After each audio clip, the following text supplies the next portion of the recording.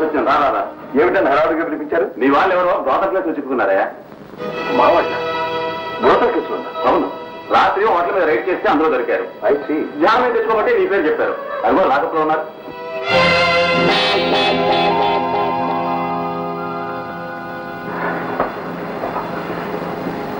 Sir ఎవతారాలు ఏమిటి?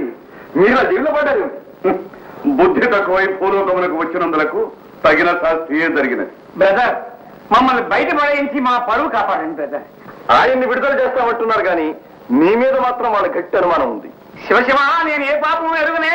ఆ పిల్ల వచ్చి నా పక్కన పడుకున్నట్టే నాకు తెలియదే. ఒక ఆడది వచ్చి మీకు తెలియకుండానే మీ పక్కన పడుకున్నది అంటారు. ఒట్టు మీ మీద ఒట్టు. నాకు తెలిసిలేవయ్యా, మర్యాదగా చెప్పు. ఆ పిల్ల ఎవరు? పిల్ల పోనీ పిల్ల తల్లి. అయ్యో, నాకేమి తెలియదంటే పిల్ల తల్లి అంటారు ఏమిటండి? ఇదిగో ఇప్పుడైనా నువ్వు నిజం చెప్పు. ఏమిటి మీరు కూడా నన్ను? ఇదిగో నిజం చెప్పకపోతే వాళ్ళు మిమ్మల్ని జైల్లో నుంచి వదిలిపెట్టము అంటున్నారు. అయ్యో శివశివ, పిల్ల కూడా నాకెక్కడ బట్టి వచ్చిందండి. అసలు పంటి బాబుతో నేను ఏడుస్తుంటాను. పంటి బాధ ఏమిటి? ఏం చెప్పమంటావయ్యా బాబు? గడ్డం చేయించుకున్నాం కదా అని ఒక షాపుకి వెళ్ళాను. వాడు పన్ను వడిది చేతిలో పెట్టాను. వాడి అడ్రస్ నోట్ చేసుకున్నాను. వాడు నరక రోగానికి రాకపోతాడా? వాడు అంటూ నేను కనుక్కోకపోతాడా? I will see his hand.